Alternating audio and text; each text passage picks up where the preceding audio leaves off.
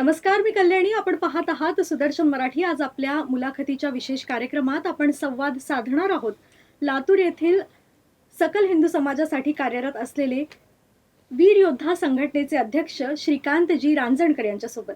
Sir, आपलं या कार्यक्रमात खूप खूप स्वागत. धन्यवाद. सर, मी थोडक्यात आपला परिचय करून देते.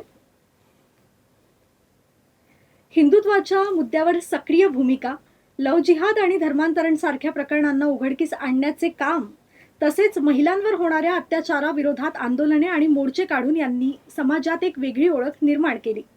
आज त्यांच्या कार्याबद्दल, त्यांच्या भूमिकेबद्दल आणि समाजासमोरील विविध प्रश्नांवर आपण त्यांच्याशी सविस्तर चर्चा करणार आहोत. सर, परत एकदा तुमचं या कार्यक्रमात खूप खूप स्वागत. मनापासून धन्यवाद. सर, आपण एका आता प्रश्नांकडे वळूया. सकल हिंदू समाजासाठी कार्यरत असलेले वीर योद्धा संघटनेचे अध्यक्ष म्हणून तुम्ही कशी सुरुवात केली? समाज कार्याला तुमची सुरुवात कशी आणि कधी झाली? तसं पाहता लहानपणापासूनच मला सामाजिक कार्याची आवड होती आणि मी जवळून पाहिलंय समाजामधला अन्याय, अत्याचार, गरजू लोकांच्या गरजा या जवळून पाहिल्यात. त्यामुळे त्या माध्यमातून एक छोटंसं मित्रपरिवारांना घेऊन संघटन उभा केलं आणि आज त्याचं रूप वीर योद्धा संघटनेच्या माध्यमातून मोठ्या स्वरूपात आज तुम्ही पाहताय महाराष्ट्रभर आम्ही कार्य करतो. वीर योद्धा संघटनेबाबत तुम्ही काय सांगाल? म्हणजे ही संघटना नेमकी कशा प्रकारे काम करते आणि या संघटनेचा मुख्य उद्देश काय? वीर योद्धा संघटनेचा मुख्य उद्देश हिंदूंना एकजूट करणं, हिंदू व्यवस्थेमधला जातीवाद जो काही आहे तो दूर करून एक सशक्त हिंदू संघटन उभा करणं हा वीर योद्धा संघटनेचा मुख्य उद्देश आहे. हिंदुत्वाच्या कार्यात सक्रिय होण्यामागे नेमकी प्रेरणा तुम्हाला कशी मिळाली आणि कुठून असं म्हणजे कधी वाटलं की आपल्याला हिंदुत्वासाठी काम करायचं, हिंदू धर्मासाठी काम करायचं? या राष्ट्राचं आराध्य दैवत छत्रपती शिवाजी महाराज, हिंदूवीर, स्वातंत्र्यवीर विनायक दामोदर सावरकर आणि महर्षी दयानंद सरस्वती या महापुरुषांच्या, युगपुरुषांच्या विचाराने प्रेरित होऊन आम्ही वीर योद्धा संघटनेची सुरुवात केली आणि यांची प्रेरणा मला कायम देत असते. समाजामध्ये काम करत असताना धर्म, संस्कृती, राष्ट्र हे डोळ्यापुढे ठेवून वीर योद्धा संघटनेनं कार्य सुरू केलं आणि आम्ही ते निरंतर करीत आहोत. तुम्ही आजवर अनेक लव जिहादचे प्रकरण उघडकीस आणले, त्याबद्दल काय सांगाल? कसा होता तो प्रसंग आणि तो अनुभव जेव्हा असे प्रकरण तुमच्या हाती लागले किंवा तुम्हाला माहिती मिळाली त्या प्रकरणांच्या बाबतीत, तेव्हा म्हणजे कशा पद्धतीने तुम्ही त्या केसेस हाताळल्या किंवा त्यात तुम्ही कशा पद्धतीने काम केलं? अक्षरशः तसं पाहता आमच्याकडे खरं तर काही पालकांनी आमच्याकडे तक्रारी केल्या कधी तरी. असा अनुभव आहे की बाबा आमची मुलगी आत्ता कॉलेजला गेली होती आणि ते परतलीच नाही. मग ज्यावेळेस आम्ही तिचा पूर्ण शोधामध्ये गेलो, तिच्या कुटुंबाकडून पूर्ण माहिती घेतली, तर आम्हाला कळालं की बाबा ती मुलगी आत्ता नुकतंच 2 दिवसापूर्वी तिचं 18 वर्ष पूर्ण झालेलं आहे आणि आज तिचा कालच आम्ही वाढदिवस केला आणि आज ती घरी परतलीच नाही. म्हणजे कुठेतरी कायद्याची आड घेऊन काही जिहादी मानसिकतेचे लोक हिंदू मुलींना विशेषतः टार्गेट करत आहेत, हे आम्हाला निदर्शनास आलं. आणि त्यानंतर तर पुन्हा विवाहिक म्हणजे ज्या लग्न झालेल्या स्त्रिया आहेत त्यांनाही खोट्या प्रेमाच्या जाळ्यात ओढून फसवणूक करून कसं त्यांचा छळ केला जातो. परत ती भगिनी ती माहेरी जाऊ शकते ना सासरी जाऊ शकते, या परत ना मग ते कुठंच जाऊ शकत नाही, म्हणून त्या जिहाद्याच्याच पायाखाली तिला लोळावं लागतं. असेही काही प्रसंग बघायला मिळाले. हे दुर्दैवी गोष्ट आहे. खोट्या प्रेमाच्या गप्पा मारून हे लोक आपला अजेंडा पूर्ण करत आहेत. हे ज्यावेळेस आम्हाला लक्षात आलं तर आम्ही याच्यामध्ये प्रखरतेनं आता काम करतोय. अशा संवेदनशील प्रकरणांना हाताळताना तुम्हाला कुठल्या पद्धतीच्या समस्यांना सामोरं जावं लागलं किंवा कसे आव्हानं आलेत तुमच्या समोर? खरं पाहता आम्ही सगळं हे कार्य कायद्याच्या चौकटीत राहून करायचा विचार करत असतो आणि करतही असतो. पण ज्यावेळेस आम्ही त्या घटनांना घेऊन त्या स्थानिक पोलीस स्टेशनला जातो त्यावेळेस बऱ्यापैकी पोलिसांना याची माहिती नसते, या त्यांना त्याची जाण नसते आणि कायद्याला भावनेचा आधार नाही आहे. आम्ही एखाद्या प्रकरणामध्ये आमची भगिनी सुरक्षित राहिली पाहिजे या भावनिक दृष्टीने आम्ही त्याच्यामध्ये सहभागी असतो, पण कायदा भावनिकतेला बघत नाही आहे. पण खरं पाहता कायद्याने भावनिकतेला जरी नाही बघितलं पण सत्याला बघितलं पाहिजे. पण ते काय दबावतंत्राला घाबरतं पोलीस यंत्रणा. म्हणजे काही जागी काही अधिकारी दबावतंत्राला घाबरतात आणि या झुंडशाहीला, जिहाद्यांच्या झुंडशाहीला घाबरतात. त्यावेळेस आम्हाला प्रचंड वेदना होतात. खोट्या आरोपाला, खोट्या गुन्ह्यांना समोर जावं लागतं. हे अडचणी आमच्या समोर आलेल्या आहेत. महिलांवर होणाऱ्या अत्याचाराविरोधात तुम्ही अनेक मोर्चे काढलेत आणि त्या मोर्चामुळे समाजात काय बदल झाले असं तुम्हाला वाटतं? नक्कीच आम्ही ज्या वेळेस पण आक्रोश मोर्चे काढलेले आहेत महिलांच्या समर्थनामध्ये, त्या वेळेस आम्ही महिलांना त्या माध्यमातून मोठ्या प्रमाणात जागृती झालेली आहे. आता महिला आपलं दैनिक जीवन जगत असताना आम्ही सांगितलेल्या काही गोष्टीवरती काळजी घेत असतात, ते जाणवतं आम्हाला. आणि त्या मोर्चांमधून चांगला प्रभाव झालेला आहे की महिला आता एक चांगल्या सशक्त आणि मजबूतीनं समाजामध्ये वावरताना दिसत आहेत आम्हाला. तरुणांनी धर्म आणि संस्कृतीच्या रक्षणासाठी कशा पद्धतीने पावलं उचलावी आणि नेमकी काय भूमिका घ्यावी असं तुम्हाला वाटतं? सर्वात प्रथम तर तरुणांनी जातीपातीच्या भिंती गाडून टाकल्या पाहिजे, व्यसनापासून दूर राहिलं पाहिजे आणि स्वतःचं मनगट मजबूत ठेवलं पाहिजे. हे सगळं करत असताना हेच जर तरुणांनी केलं तर आपला धर्म, आपलं राष्ट्र नक्कीच बलशाली झाल्याशिवाय राहणार नाही. सध्या धर्मांतरणाच्या घटनांबाबत समाजात अनेक चर्चा सुरू आहेत. रोज काहीतरी नवीन असतं.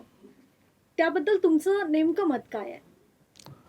हो, एकीकडे काही मौलवी, एकीकडे काही पादरी धर्मांतर करत आहेत, त्यात काही शंकाच नाही आहे.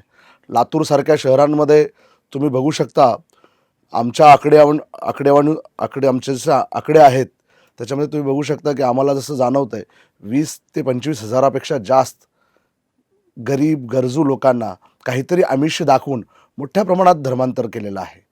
आणि हे कुठेतरी थांबलं पाहिजे. हे राष्ट्रासाठी घातक आहे आणि हे थांबण्यासाठी प्रशासनाने, सरकारने मोठे कायदे केले पाहिजे आणि त्या कायद्यांची नुसते कायदे करूनच जमणार नाही, तर त्या कायद्यांची प्रभावी अंमलबजावणी केली पाहिजे. अशा प्रकरणांमध्ये प्रशासन आणि पोलिसांकडून तुम्हाला कशा प्रकारे सहकार्य मिळालं? कारण तुम्ही आतापर्यंत असे प्रकरण बरेच हाताळलेत, तर प्रशासनाकडून कशा पद्धतीने सहकार्य मिळालं? आम्ही जे काही प्रकरण आहेत ते आम्ही कायद्याच्या चौकटीत ठेवून आम्ही हाताळतो आणि प्रशासनाला मग कायद्याची चौकट आली की प्रशासनाला ते कार्य करावंच लागतं. आणि प्रशासन काय हो, कुणाचंच प्रशासन नसतं. काय प्रशासन, जसं माझा अनुभव आहे, काही अधिकारी खूप चांगले भेटले, त्यांनी योग्य ते मार्गदर्शन केलं, त्यांनी योग्य ते सल्ले दिले, कायद्याच्या चौकटीत राहून कशाप्रकारे कार्य करता येतं तेही सांगितलं. पण काही प्रशासकीय अधिकारी असेही भेटले, त्यांना ना त्याची जाणीव होती, ना त्यांना त्याचं भान होतं, ना त्यांना त्यांच्या भावना होत्या, पण ते कुठलंही कार्य करत नव्हते. हे अशा बऱ्याच प्रसंग समोर आले आमच्यासमोर. महिलांच्या सुरक्षेसाठी सरकारने कुठली ठोस पावले उचलायला हवी? महिलाच्या सुरक्षतेसाठी सरकारने शाळा, महाविद्यालय, महिला सुरक्षा, मुलींची सुरक्षा आता हा सगळ्यात महत्त्वाचा मुद्दा आहे. कारण आपण बघतो रोज काहीतरी नवं असतं. रोज कुठल्या ना कुठल्या मुलीचं धर्मांतरण होतं, कुठल्या ना कुठल्या मुलीला जिहादी आहेत ते कशा ना कशा पद्धतीनं आपल्या जाळ्यात ओढण्याचा प्रयत्न करतात किंवा तिच्यावर काहीतरी त्या नवीन गोष्टी लादण्याचा प्रयत्न करतात. तर तुमचं यावर काय मत आहे? काय शाळा, महाविद्यालयांनी, सरकारने, प्रशासनाने याच्यावरती खूप बारकाईने लक्ष देणं गरजेचं आहे. ज्या राष्ट्राची स्त्री सुरक्षित ते राष्ट्र सुरक्षित, असा आमचा मानस आहे.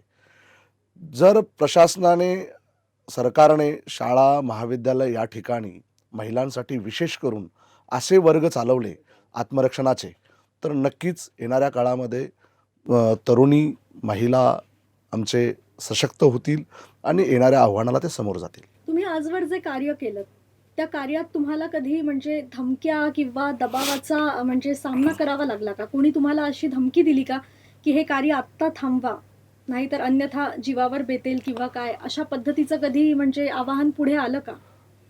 अशी खूपदा आव्हानं पुढे आली. तशा तक्रारीही मी स्थानिक पोलीस स्टेशनला दिलेल्या आहेत. एकदा तर माझ्या रात्री गाडीवरती हल्ला झाला. मी ज्यावेळेस सिद्धेश्वर मंदिरच्या बॅकसाईडनी माझ्या घराकडे परतत होतो, त्यावेळेस माझ्या गाडीवरती एक 15-20 तरुणांनी मिळून हल्ला केला. एक जिहादी मानसिकतेची लोकं होती. त्यांनी माझ्या गाडीचा पाठलागा केला. स्टंप, रॉड माझ्या गाडीवरती मारले, दगड मारले आणि असे आव्हान येत असतात. शेवटी आम्ही छत्रपती शिवाजी महाराज, गुरु गोविंद सिंग महाराज, महाराणा प्रताप यांचा वारसा घेऊन चालतो.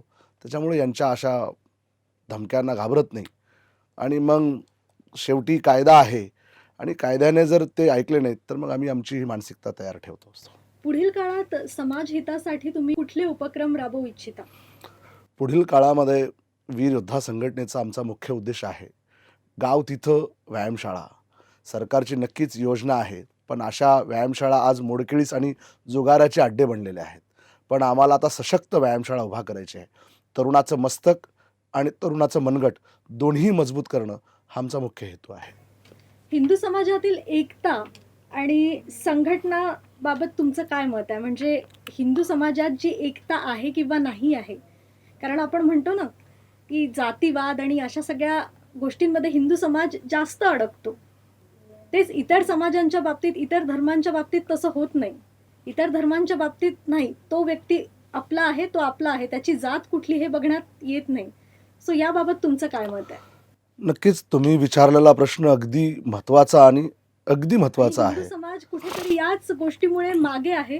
कारण जातीवाद, समाजवाद हा हिंदू मध्ये जास्त आहे की अमुक अमुक अमुक अमुक. नक्कीच हिंदू समाजाने जातीचा अभिमान ठेवावा, पण ते चौकटीच्या आतमध्ये ठेवावा. ज्यावेळेस आपण आपल्या घराची चौकट ओलांडतो ना, त्यावेळेस त्यांना धर्माचा आणि राष्ट्राचाच अभिमान ठेवला पाहिजे. आपले सगळे ध्वज बाजूला ठेवून आपण भगव्या ध्वजाच्या खाली येऊन आपण कार्य करणं गरजेचं आहे. हे समस्त हिंदू समाजाच्या त्या संघटना, पक्ष यांना माझं विनंती आहे आणि माझं एक कळकळीचं आव्हान आहे की राष्ट्र ह्या खूप मोठ्या धोक्याकडे जात आहे. जसं जवळून पाहतो गेल्या 17-18 वर्षामध्ये हे कार्य करत असताना हिंदू समाज खूप मोठ्या अडचणींपुढे जात आहे. तर हे सोडवायचं असेल तर सर्व जातीपातीच्या भिंती बाजूला सारून, सर्व पक्षांची, आपली संघटनेची झेंडे बाजूला ठेवून प्राणपवित्र भगव्या झेंड्याखाली येऊन कार्य करणं काळाची गरज आहे. तरच येणाऱ्या काळामध्ये हिंदू या राष्ट्रामध्ये वाचू शकेल. जे कट्टर जातीवादी आहेत, ज्यांना स्वतःच्या जातीचा खूप गर्व आहे, अशांना तुम्ही काय सांगाल? की नक्कीच. हिंदू धर्म महत्वाचा का जात मोठी? आपण बघा, आई अगोदर असते, आईच्या नंतर सर्व काही असतं. एक घरामध्ये आई महत्त्वाची असते. तसं या राष्ट्रामध्ये त्या हिंदूंच्या जाती नक्कीच महत्त्वाच्या आहेत, पण त्या जाती ज्याच्यापासून निर्माण झाल्या तो म्हणजे आपलं वैदिक सनातन हिंदू धर्म. तो महत्त्वाचा आहे, तो जपणं गरजेचं आहे. जर हिंदूच नाही राहिला तर जाती घेऊन काय करणार आपण? आजच्या तरुण पिढीला तुम्ही काय मार्गदर्शन कराल? आजच्या तरुण पिढीला माझं काय संदेश द्याल? म्हणजे तरुणांना कुठल्या गोष्टीची आता गरज आहे, कुठली गोष्ट शिकण्याची, किंवा आपल्या आई बहिणींबरोबर जो प्रकार घडतोय, जो म्हणजे वामपंथी विचारधारेचे लोक करतात आहेत, काय सांगाल की तरुणांनी कशा पद्धतीने महिलांबरोबर उभं राहायचं आहे, कशा पद्धतीने महिलांना सहकार्य करायचं आहे? बघा, आजच्या तरुणांनी सगळ्यात मोठी गोष्ट म्हणजे एक केलं पाहिजे. आजच्या तरुणांनी स्वतःचं मनगट मजबूत केलं पाहिजे, व्यसनापासून दूर राहिलं पाहिजे. ही येणाऱ्या काळाची गरज आहे. आणि आपण आपल्या कुटुंबाला तरी सुरक्षा देऊ शकू एवढे तरी आपण मजबूत असलं पाहिजे. आजचा आमचा तरुण तुम्ही बघत असाल तर शारीरिकदृष्ट्या खूप कमकुवत दिसतो, खूप कमकुवत जाणवतो. याचं कारण काय? तो कुठल्या तरी भांबड गप्पाला बळी पडलेला आहे. तो अभ्यासाच्या नावाखाली, या शिक्षणाच्या नावाखाली एवढा कमजोर होत चाललेला आहे की त्याला स्वतःचं शरीरसुद्धा बलशाली ठेवायचं हे सुद्धा भान राहिलेलं नाही आहे. आपण ज्या महापुरुषांना, ज्या आपण युगपुरुषांना, ज्या आपण राष्ट्रपुरुषांना मानतो, जे आपले आयडॉल आहेत, एकदा त्यांचं जीवनचरित्र तपासून पहा, ते किती बलशाली होते. मस्तकाने सुद्धा आपण बलशाली राहिलं पाहिजे आणि मनगटाने सुद्धा आपण बलशाली राहिलं पाहिजे. हेच माझ्या हिंदू तरुणांना माझं आव्हान आणि विनंती. जाता जाता एक शेवटचा प्रश्न, समस्त हिंदू समाजातील तरुणांना तुम्ही काय आवाहन द्याल? नक्कीच समस्त हिंदू समाजातील तरुणांना माझं एकच आव्हान असेल की आपण आपला इतिहास आत्मसात करा, मनगट मजबूत करा, आपलं कुटुंब सुरक्षित करा, आपला समाज सुरक्षित करा आणि आपल्या राष्ट्रहितासाठी कार्य करत राहा. सर, वेळात वेळ काढून तुम्ही आमच्या या पॉडकास्टमध्ये आलात आणि तरुणांना, परत महिलांना, सगळ्यांना तुम्ही एक मार्गदर्शन केलं कशा पद्धतीने आपल्याला हिंदू समाज वाचवायचा आहे, हिंदू समाजासाठी कार्य करायचं आहे, जातीवाद कुठे ना कुठे दूर सारून आपल्याला एका धर्माखाली आपल्या भगव्या ध्वजासाठी काम करायचं आहे, हे तुम्ही सांगितलं. त्याबद्दल खूप खूप धन्यवाद सर. तुमचेही मनापासून धन्यवाद. धन्यवाद सर. अशाच नवनवीन विषयांसाठी पाहत रहा सुदर्शन मराठी.